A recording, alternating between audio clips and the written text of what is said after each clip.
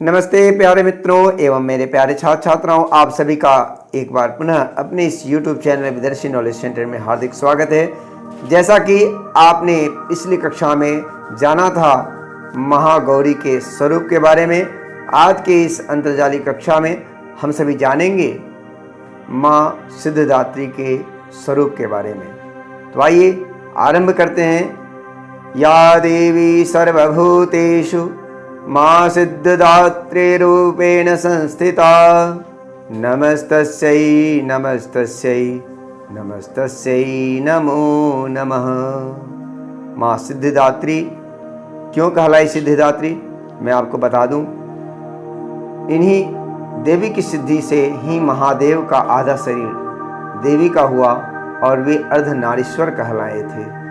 ये सभी तरह की सिद्धियों की देने वाली होने से सिद्धिदात्री कहलाई। इनका रंग सफ़ेद है। शरीर में स्थान चक्र सहस्रार चक्र में स्थित हैं। इनका जो मंत्र है, सिद्ध गंधर्व यक्षाद्यैर सूरैर ररैरमपैर सेव्यमाना यदा भूयात् सिद्धिदा सिद्धिदायनी। अर्थात माँ सिद्धिदात्री 4 भुजाओं वाली हैं। इनका वाहन सिंह है। ये कमल पुष्प पर आसीन होती हैं।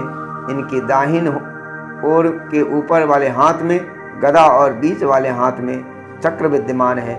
बाईं ओर कमल और पुष्प और शंख हैं। इस देवी की जो हम आराधना करते हैं, कैसे करें?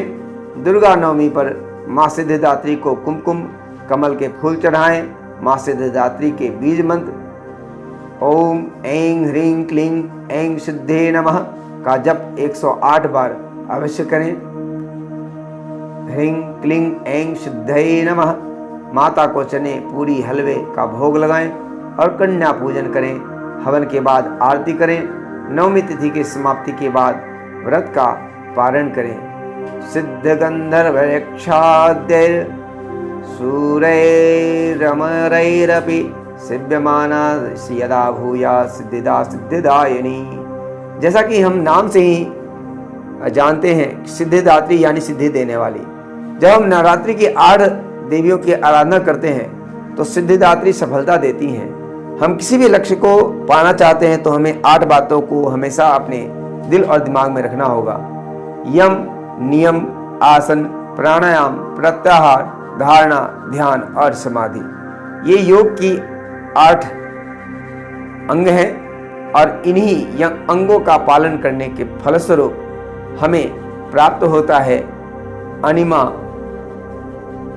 महिमा, गरिमा, लघिमा, प्राप्ति, प्राकाम्य, वशित्व आदि अनेक शक्तियां हमें प्राप्त होती हैं। अनिमा की शक्ति जिससे साधक किसी को दिखाई नहीं पड़ता और कठिन से कठिन पदार्थ में प्रवेश कर जाता है। महिमा जिनमें योगी अपने को बहुत बड़ा बना देता है। गरिमा जिससे साधक अपने को चाहे जितना भारी बना सकता है। लघिमा जिससे जितना चाहे उतना हल्का बन जाता है। प्राप्ति जिससे इच्छित पदार्थ की प्राप्ति होती है।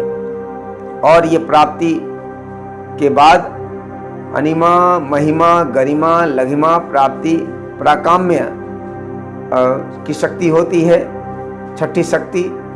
और इस प्राकाम्य शक्ति से जिससे इच्छा करने पर वह पृथ्वी में समा सकता है, आकाश में उड़ सकता है, यह प्राकाम्य की शक्ति है। ईशित्व जिससे सब पर शासन का सामर्थ्य हो जाता है, वह ईशित्व शक्ति कहलाता है। और वशित्व जिसमें दूसरों को वश में किया जा सकता है। तो इस प्रकार से ये 8 सिद्धियां हैं जो व्यक्ति को यम, नियम, आसन, प्राणायाम, प्रत्याहार, धारणा, ध्यान, समाधि के पालन से आ जाता है। और आपको बता दें, माँ सिद्धिदात्री का बीज मंत्र ओम ह्रीं क्लीं ऐं सिद्धये नमः। माता सिद्धिदात्री मध्य कपाल में इनका ध्यान किया जाता है।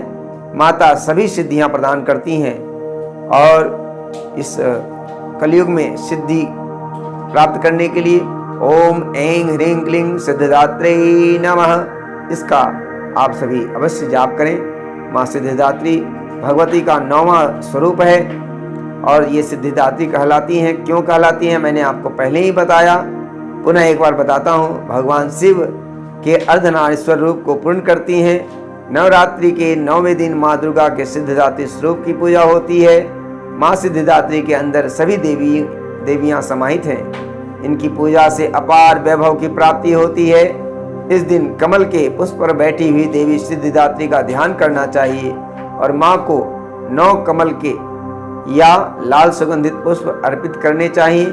इस दिन देवी को शहद भी अर्पित करना चाहिए और धान का लावा अर्पित करके ब्राह्मण को देना चाहिए। इस तरह से माँ सिद्धिदात्री की पूजन हम सभी को अवश्य करना चाहिए। नवरात्रि के अंतिम दिन देवी सिद्धिदात्री की पूजा होती है। देवी का यह स्वरूप भक्त को सभी सिद्धियां देने वाला है, इसी वजह से इन्हें सिद्धिदात्री कहते हैं। इनका भोग देवी सिद्धिदात्री को हलवा पूरी का भोग लगाएं। और माँ सिद्धिदात्री का जो संदेश है वो यह है कि जो लोग कड़ी मेहनत करते हैं उन्हें सफलता अवश्य मिलती है। अतः कड़ी मेहनत अवश्य करें और माँ का पूजन मंत्रों के द्वारा, बीज मंत्रों के द्वारा अवश्य करें। माता चलते चलते आप सभी को एक बार पुनः याद कराता चलूं। प्रथमं शैलपुत्रीं च द्वितीयं ब्रह्मचारिणी तृतीयं चंद्रघंटेति कुष्मांडेति चतुर्थकं पंचमं स्कंदमातेति षष्ठं कात्यायनीति च सप्तमं कालरात्रि च महागौरी च अष्टमं नवमं सिद्धिदात्री च नवदुर्गा प्रकृतिताः। आप सभी को यदि यह वीडियो अच्छी लगी तो प्लीज़ लाइक और शेयर अवश्य करें। जयतु संस्कृतम जयतु भारतम। धन्यवादः। पुनर्मिलामः। और इसी प्रकार के वीडियो पाने के लिए चैनल को सब्सक्राइब अवश्य